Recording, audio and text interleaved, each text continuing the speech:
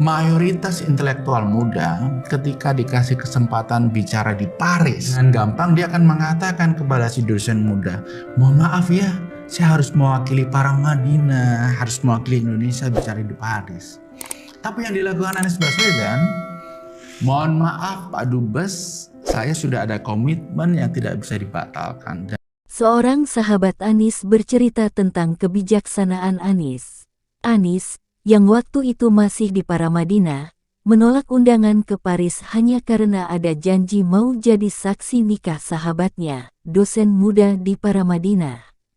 Yang lebih hebat lagi, kata sahabat Anies, dosen muda ini tidak pernah tahu bahwa Anies Baswedan mengorbankan undangan yang lebih besar ke Paris, Prancis demi menjadi saksi di pernikahannya.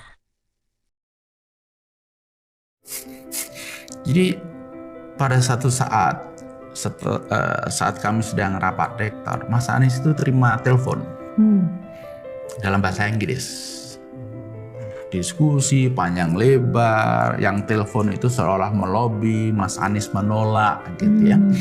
Setelah conversation selesai, telepon ditutup, saya tanya, Mas, itu tadi siapa? Mas Anies bilang, ini dari Kedutaan Besar Prancis. Jadi mereka itu ngundang saya, kata Mas Anies ya, untuk bicara di satu forum di Paris. Cuman saya bilang, saya nggak bisa, kalau schedule yang di Paris disesuaikan. Saya tanya, komitmen apa Mas? Dia bilang, saya sudah terlanjur janji jadi saksi nikah dosen muda di Paramadina. Saksi nikah itu kan peristiwa yang luar biasa, sekali seumur hidup, sangat penting. Gak mungkin saya batalkan untuk datang di Paris. Saya mikir, wow, ini 1 dibanding 1000. Mayoritas intelektual muda ketika dikasih kesempatan bicara di Paris, dengan gampang dia akan mengatakan kepada si dosen muda, mohon maaf ya, saya harus mewakili para Madinah, harus mewakili Indonesia bicara di Paris.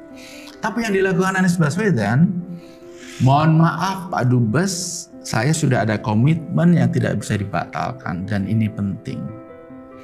Akhirnya nggak jadi berangkat ke Paris. Pernikahan Mas Anies datang sebagai saksi. Gak hanya berhenti di situ. Biasanya kalau kita berbuat baik kepada seseorang, Mbak, Mas, saya datang ke sini, padahal sebenarnya saya diundang ke Paris loh untuk datang seminar. Ini orang kebanyakan begitu. Iya. Tapi ternyata 2 orang ini nggak tahu bahwa Mas Anies datang ke acara nikah sebagai saksi mengorbankan sesuatu yang begitu besar. Dia baru tahu kira-kira 2 tahun yang lalu.